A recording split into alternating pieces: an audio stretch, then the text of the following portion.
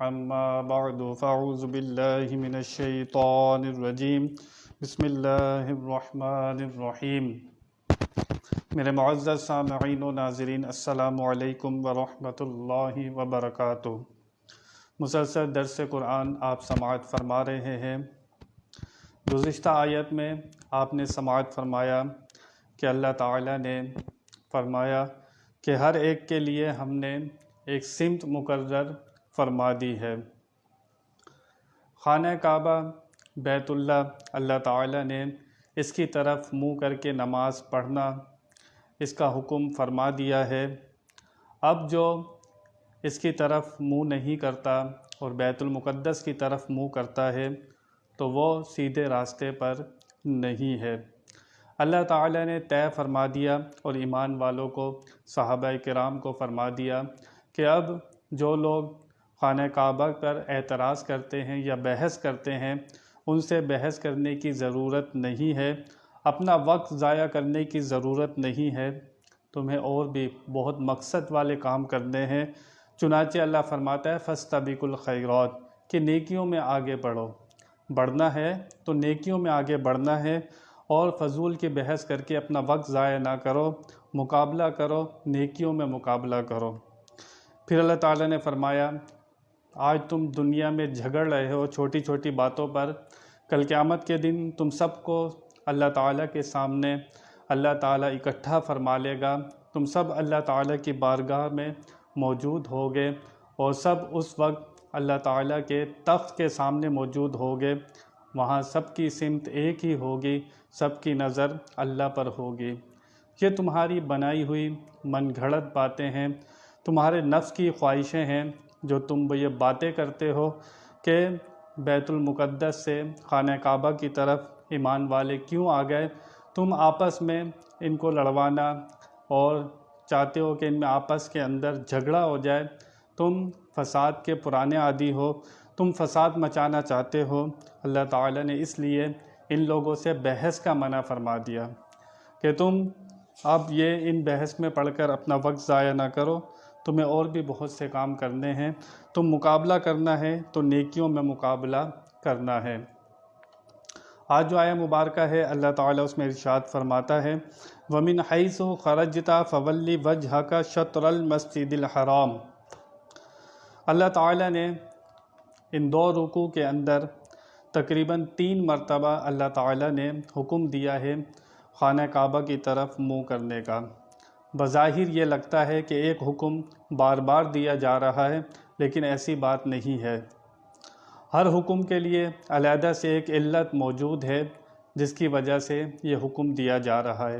پہلی مرتبہ اللہ تعالیٰ نے کعبے کی طرف منہ کرنے کا حکم دیا، اس وقت حضور اکرم صلی اللہ تعالی وسلم کی تمنا تھی، آپ کی آرزو تھی، تو اللہ تعالیٰ نے فوراً فرمایا کہ محبوب جہاں آپ کا دل کرتا ہے، جس کی طرف آپ کی خوشی ہے، ہم آپ کو لوٹا دیں گے۔ دوسری مرتبہ اللہ تعالیٰ نے فرمایا کہ ہر امت کے لیے الگ الگ قبلہ ہے، اور جب ہر امت کا الگ الگ قبلہ ہے تو پھر تم بھی ایک امت ہو، تمہارا بھی اگر الگ قبلہ بنا دیا گیا تو پھر اس پر کوئی اعتراض کیوں کرتا ہے۔ اور تیسری مرتبہ جب اللہ تعالیٰ نے خانہ کعبہ کی طرف منہ کرنے کا حکم دیا تو یہودی مسلمانوں کے خلاف حجت قائم نہ کر سکے۔ چنانچہ کوئی یہ نہ سمجھے کہ اللہ تعالیٰ بار بار ایک ہی بات کی تکرار فرما رہا ہے، لیکن تینوں میں ایک وجہ تھی جس کی وجہ سے اللہ تعالیٰ نے یہ بیان فرمایا بار بار۔ اللہ فرماتا ہے وَمِنْ حَيْثُ خَرَجْتَ، اور تم جہاں سے آؤ، جہاں سے نکلو، فَوَلِّ وَجْهَكَ شَطْرَ الْمَسْجِدِ الْحَرَامِ، تو پھیر لو اپنا چہرہ مسجد حرام کی طرف۔ یہاں خطاب حضور اکرم صلی اللہ تعالی وسلم سے ہے۔ پھر فرمایا وَحَيْثُ مَا كُنْتُمْ فَوَلُّوا وُجُوهَكُمْ شَطْرَهُ، اور تم جہاں کہیں بھی ہو اپنا منہ پھیر لو مسجد حرام کی طرف۔ یہاں سے بتا دیا گیا، یہ آیہ مبارکہ بتا رہی ہے کہ انسان چاہے تو مکہ میں ہو یا مدینہ میں ہو یا دنیا کے کسی کونے میں بھی ہو، پہاڑوں کے اوپر ہو یا اور کسی کونے کے اندر بند کوٹھری میں ہو، تو اس کو اپنی سمت، اپنا رخ خانہ کعبہ کی طرف کرنا ہے۔ واضح فرما دیا گیا کہ اپنا رخ جو رکھنا ہے وہ خانہ کعبہ کی طرف رکھنا ہے۔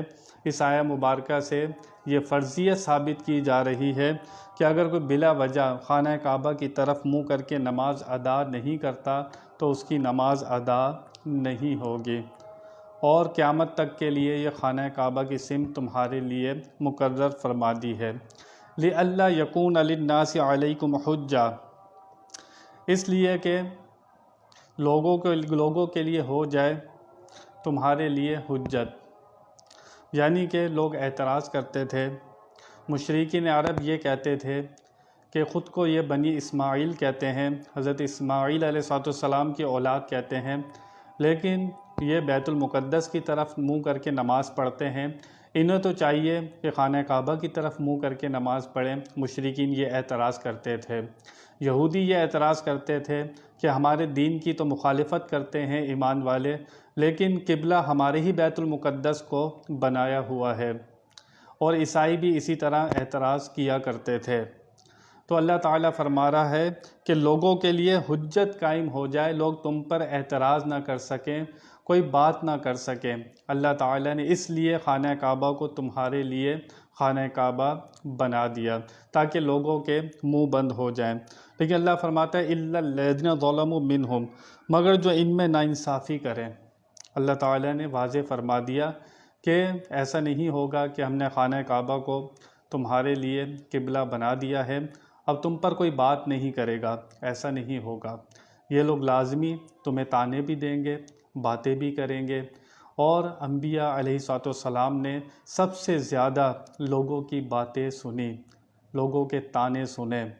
چنانچہ طائف کے سرداروں کو حضور اکرم صلی اللہ علیہ وسلم دعوت اسلام دیتے ہیں تو ان لوگوں نے چاہتے تو یہ بات پردے میں بھی رکھتے، لیکن ایک تو اسلام کا انکار کیا، اوپر سے چھوٹے چھوٹے بچوں کو کہا کہ آخری نبی محمد رسول اللہ صلی اللہ علیہ وسلم کو طائف والوں نے پتھر مارے، اور آپ کا خون مبارک اتنے آپ زخمی ہوئے کہ وہ بہہ بہہ کر آپ کی مبارک نالین میں جمع ہو گیا۔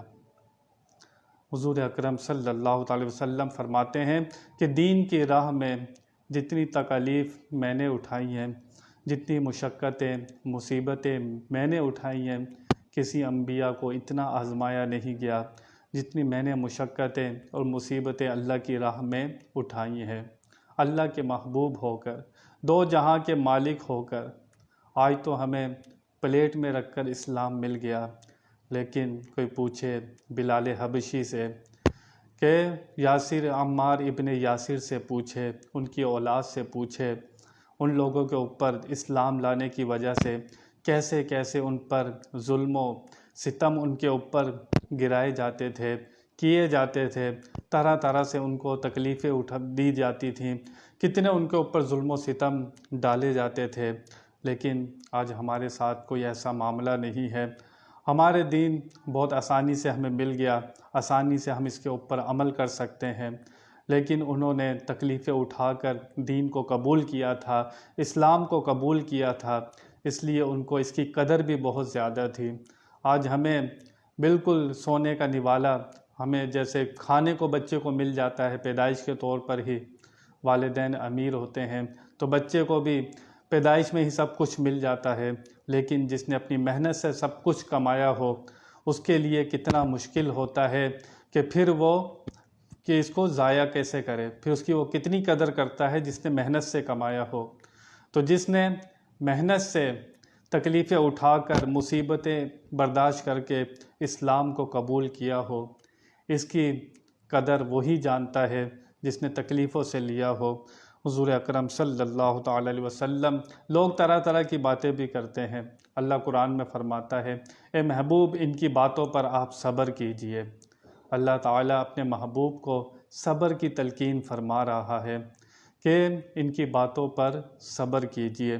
جب انبیاء نے اتنا صبر کیا، آج ہم اگر دین کے راستے پر چلنے لگیں اور نماز پڑھنا شروع کر دیں، زکوٰۃ دینے لگیں، اور کوئی محبت میں حضور اکرم صلی اللہ علیہ وسلم کی داڑھی شریف رکھ لے اور سنت کا لباس پہنے اور اسلام کے اوپر چلنا شروع کرے، لوگ طرح طرح کی باتیں کرتے ہیں، یہ مولوی بن گیا ہے، یہ بیک ورڈ ہو گیا ہے، یہ پرانے زمانے کا ہے، ہو گیا ہے، ہم نئے زمانے کے ہیں، یہ پرانے زمانے کا ہے، کیسی کیسی باتیں لوگ کرتے ہیں، میرے اور آپ کے سامنے ہیں۔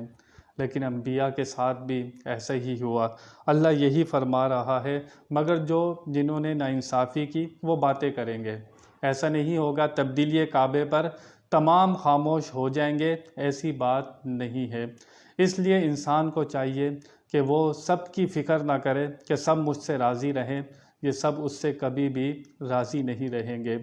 اگر وہ چاہتا ہے تو پھر ایک کو راضی کر لے، اللہ تعالیٰ کو راضی کر لے، باقی مخلوق خود بخود اس سے راضی ہو جائے گی۔ اگر یہ ساری مخلوق کو راضی کرنے میں لگا رہا اور اللہ تعالیٰ کو بھول گیا تو یہ مخلوق تو اس سے کبھی بھی راضی ہونے والی نہیں ہے، اور یہ پھر اگر مخلوق کے پیچھے زندگی گزار کر چلا گیا تو پھر آخرت میں نقصان ہی نقصان ہے۔ اس کا یہ مطلب نہیں ہے کہ کوئی مخلوق کی عزت نہ کرے اور ان کو تعظیم نہ دے، ان کا خیال نہ کرے، مخلوق کا اچھی طرح ان سے نہ ملے، اخلاق کے ساتھ ان کے ساتھ نہ ملے، ایسی بات نہیں ہے۔ بات یہ ہے کہ مخلوق کی محبت میں غرق نہ ہو جائے۔ بات یہ ہے کہ مخلوق کی محبت اتنی اس کے اوپر حاوی ہو جائے، مال کی محبت وہ بھی مخلوق کی محبت کہلاتی ہے، مخلوق کی محبت اس پر اتنی حاوی ہو جائے، اتنا اثر ڈال دے کہ وہ اپنے رب سے غافل ہو جائے، تو یہ محبت اس کے لیے بربادی ہے اور فساد کے علاوہ اس کے لیے کچھ نہیں ہے۔ اس لیے اللہ نے فرمایا کہ یہ لوگ باتیں کرتے ہیں، باتیں کرتے رہیں گے، تمہارا کام ان سے الجھنا نہیں ہے، بحث کرنا نہیں ہے۔ پچھلے آیت میں جیسے فرمایا کہ تم ان سے بحث نہ کرو، نیکیوں میں آگے بڑھ جاؤ، ان کو اپنے حال پر چھوڑ دو۔ کل قیامت جب قائم ہوگی، یہ جو باتیں کر رہے ہیں اپنی آنکھوں سے سب کچھ دیکھ لیں گے جن چیزوں کا یہ انکار کر رہے ہیں۔ فَلَا تَخْشَوْهُمْ وَاخْشَوْنِي، اللہ فرماتا ہے تو ان سے نہ ڈرو اور مجھ سے ڈرو۔ اللہ تعالیٰ نے یہاں پر واضح فرما دیا کہ کسی سے ڈرنے کی ضرورت نہیں ہے۔ جس شخص کے اندر ایمان آ جائے، اسلام کو قبول کر لے، وہ شخص بہادر ہو جاتا ہے۔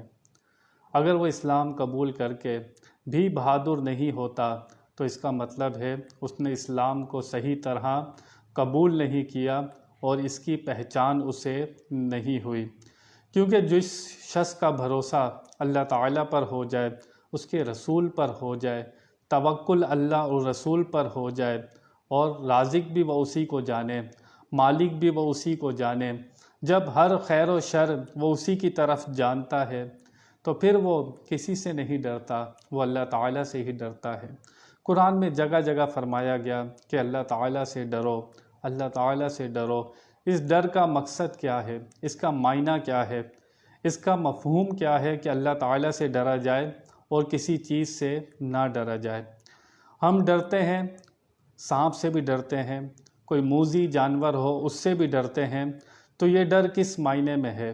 اور کہا گیا کہ اللہ سے بھی ڈرو، ہم جانور سے بھی ڈرتے ہیں اور کسی ایسے شخص سے بھی ڈرتے ہیں کہ کوئی ہم پر حملہ کر رہا ہو، اس سے بھی ڈرتے ہیں۔ تو اللہ تعالیٰ سے ڈرنے کا کیا معنی ہوا، کیا مفہوم ہوا؟ ڈرنا اس بات سے ہے کہ وہ ہم سے کہیں توفیق نہ چھین لے۔ ہم جو عبادت کرتے ہیں، نیکیاں کرتے ہیں، اللہ تعالیٰ نے ہمیں ہدایت دی ہے، کہیں اللہ تعالیٰ ہم سے نہ چھین لے، اس بات سے ڈرنا ہے۔ اور اس بات سے ڈرنا ہے کہ اللہ تعالیٰ کہیں ہم سے ناراض نہ ہو جائے۔ کوئی آپ کا پیارا ہو تو آپ اس کے ساتھ کتنے محتاط ہو کر چلتے ہیں، کیوں؟ آپ اس سے محبت کرتے ہیں تو آپ کو ڈر ہوتا ہے کہ کہیں یہ پیارا مجھ سے ناراض نہ ہو جائے، آپ کو اس کی ناراضگی کا ڈر ہوتا ہے۔ تو اللہ تعالیٰ سے ڈرنے کا مطلب اور معنی یہ ہے کہ اس بات سے ڈرنا ہے کہ اللہ تعالیٰ کہیں ہم سے ناراض نہ ہو جائے۔ اس کی ناراضگی ہمیں بہت مہنگی پڑے گی، اگر وہ ناراض ہو گیا تو پھر ہمارے پلے کچھ بھی نہیں رہنا۔ تو اس بات سے ڈرتے رہنا ہے۔ اللہ فرما رہا ہے مجھ سے ڈرو، ان سے نہ ڈرو۔ یہ باتیں کرتے ہیں، کرتے رہیں گے، لیکن اللہ تعالیٰ سے مسلمان کو، ایمان والے کو ہمیشہ ڈرتے رہنا چاہیے۔ اور ایک ڈرنے کے معنی تقوی کے بھی ہیں کہ انسان تقوی اپنے اندر قائم کرے۔ تقوی کے ایک معنی ڈرنے کے بھی ہیں۔ تقوی بتایا گیا کہ گناہوں سے بچ بچ کر زندگی گزارنا اور اللہ سے ڈرتے رہنا تقوی کہلاتا ہے۔ قرآن پاک میں تقریباً اگر مجھے صحیح یاد ہے 245 مرتبہ اللہ تعالیٰ نے مختلف آیات میں اور مختلف موضوعات پر انسان کو بتایا کہ وہ تقوی اختیار کرے۔ اتنا بتایا گیا کہ انسان کو اگر زندگی گزارنی ہے، جنت ملے گی تو متقیوں کو ملے گی۔ یہ تقوی ہے کیا؟ اسلام اس کے اوپر بہت زور دیتا ہے۔ احادیث میں اس کے اندر بارہا ذکر ہے۔ حضور اکرم صلی اللہ تعالی وسلم بارہا فرماتے ہیں کہ انسان تقوی والی زندگی گزارے، گناہوں سے بچ بچ کر زندگی گزارے اور تقوی پر قائم رہے۔ حضرت عبداللہ بن عمر رضی اللہ تعالی عنہ، حضرت کعب احبار جو یہودیوں کے بہت بڑے عالم تھے، آپ نے ان سے پوچھا، حضرت عبداللہ بن عمر نے، کہ کعب احبار سے کیا آپ یہ بتائیں کہ تقوی صحیح معنی میں اس کا مطلب کیا ہے، اس کا مفہوم کیا ہے؟ آپ تورات شریف کے بھی بہت جاننے والے ہیں اور آپ نے اسلام کو بھی بخوبی سمجھا ہے، تو آپ ان کتابوں کا بھی علم رکھتے ہیں، قرآن مجید کا بھی آپ علم رکھتے ہیں، تو تقوی کی صحیح ڈیفینیشن کیجئے۔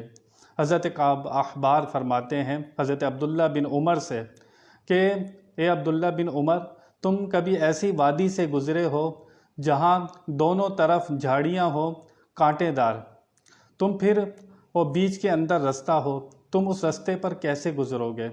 حضرت عبداللہ بن عمر نے کہا کہ میں اس میں اپنے کپڑے سمیٹوں گا اور بچتے بچاتے اس وادی کے اندر سے نکلنے کی کوشش کروں گا، اپنے کپڑے سمیٹ لوں گا اور کوشش کروں گا کوئی کانٹا مجھے چبھے نہ، بڑی احتیاط سے محتاط ہو کر وہاں سے گزروں گا۔ حضرت کعب احبار نے فرمایا کہ تقوی بھی یہی ہے کہ بچ بچ کر زندگی دنیا میں گزارنی ہے، بچ بچ کر زندگی دنیا میں گزارنی ہے۔ دنیا بڑی رنگین ہے، یہاں پر برے دوست بھی اپنی طرف کھینچ رہے ہیں۔ ایک دشمن تو ہمارے اندر بیٹھا ہے، وہ ہمارا نفس ہے۔ ایک دشمن ہمارے ساتھ کھڑا ہے، وہ شیطان ہے۔ ہمیں مدد لینی ہے تو قرآن سے مدد لینی ہے، ہمیں مدد لینی ہے تو احادیث سے مدد لینی ہے کہ اب ان دشمنوں کا مقابلہ کیسے کرنا ہے، اب قدم کیسے پھونک پھونک کر رکھنا ہے اور کتنی احتیاط سے ہمیں زندگی گزارنی ہے۔ اب یہ ہمیں سوچنا ہے کہ تقوی اگر ہمیں حاصل کرنا ہے، تقوی اختیار کرنا ہے، تو پھر زندگی گناہوں سے بچ بچ کر گزارنی پڑے گی۔ ہمیں جاننا ہوگا کہ ہمیں کیسا علم چاہیے کہ ہمیں شیطان سے اس کا مقابلہ کر سکیں۔ ہمیں علم حاصل کرنا ہے تاکہ ہم شیطان سے لڑ سکیں۔ ہمیں بری صحبت کو چھوڑنا ہے تاکہ ہم تقوی اختیار کر سکیں۔ تو پھر ہمیں فیصلہ کرنا ہے۔ دنیا کو کوئی علم آپ کو یہ نہیں سکھائے گا کہ ان دشمنوں کا مقابلہ کیسے کرنا ہے، یہ آپ کو اسلام بتائے گا۔ اور حضور اکرم صلی اللہ علیہ وسلم کی یہ شان ہے، وہ تزکیہ فرماتے ہیں۔ تزکیہ فرمانے کا مطلب کیا ہے؟ وہ انسان کو ظاہری بھی پاک کرتے ہیں اور باطنی بھی پاک کرتے ہیں۔ انسان وہی دونوں جہاں میں کامیاب ہوتا ہے جو ظاہری طہارت بھی حاصل کر لیتا ہے اور باطنی طہارت بھی حاصل کر لیتا ہے۔ تو جو یہاں بچ بچ کر زندگی گزارے گا تو ایسا نہیں ہے کہ اسے آخرت میں کچھ نہیں ملے گا۔ انعام متقی لوگوں کے لیے ہے، جنت متقی لوگوں کے لیے ہے۔ اب کلاس کے اندر 2 بچے پیپر دیتے ہیں۔ ایک بچہ وہ ہے جو رات دن محنت کر کے آتا ہے، پوری پوری رات پڑھتا رہتا ہے، پوری محنت کر کے آتا ہے۔ دوسرا بچہ وہ ہے جو کلاس بھی اٹینڈ نہیں کرتا، ٹیوشن بھی نہیں جاتا، پیپر یاد کر کے بھی نہیں آتا، دونوں پیپر دیتے ہیں۔ تو آپ کے سامنے ہے، جس نے محنت کی ہوگی، اپنے وقت کا صحیح استعمال کیا ہوگا، رزلٹ اس کے موافق آئے گا۔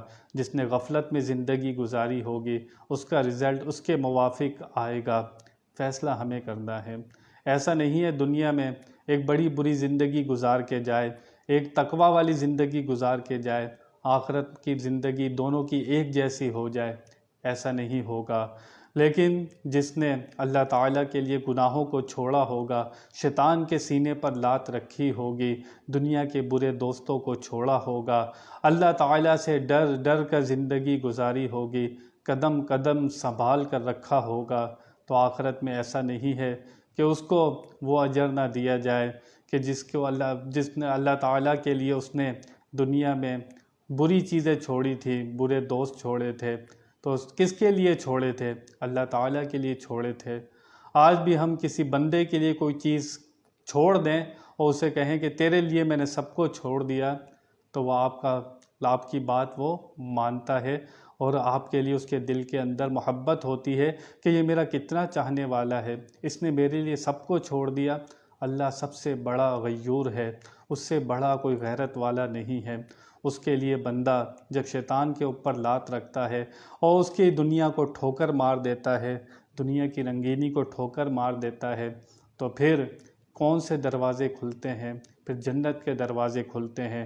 چنانچہ بند کوٹھری کے اندر حضرت یوسف علیہ السلام کو زلیخا لے جاتی ہے اور ساتوں دروازوں پر مکفل تالے لگا دیتی ہے، اور سارے تالے بند کر کے، سارے دروازے بند کر کے، اور بت کے اوپر بھی موٹا کمبل ڈال دیتی ہے، اور کہتی ہے یوسف اب تو کوئی نہیں دیکھ رہا، آجا میری خواہش پوری کر دے۔ کوئی نہیں دیکھ رہا۔ فرمایا قال معاذ اللہ، اے زلیخا میں اللہ کی پناہ میں آتا ہوں، تو مجھے کس کام کی دعوت دے رہی ہے؟ تو یوسف علیہ السلام جب وہاں سے بھاگے تو جو تالے تھے وہ خود بخود کھلتے چلے گئے، سارے تالے خود بخود کھلتے چلے گئے، اب وہاں سے باہر آ گئے۔